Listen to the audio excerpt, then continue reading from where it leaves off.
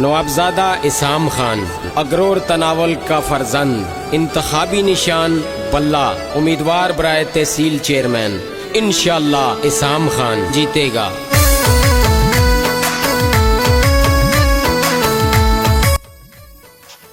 تحصیل اوگی کے علاقے کروڑی سے تعلق رکھنے والی بحرین کی معروف کاروباری شخصیت دلاور خان تنولی کا مانسہرہ میں ایم پی اے نوابزادہ فرید صلاح الدین اور امیدوار تحصیل میئر نوابزادہ حسام صلاح الدین کے اعزاز میں اشعاری کے موقع پر تحصیل اوگی سے تعلق رکھنے والی درجنوں شخصیات نے دلاور خان کے ہم قدم ایک بار پھر تحصیل چیئرمین کے الیکشن میں بھرپور انداز میں ساتھ چلنے کا تجدید عہد کیا۔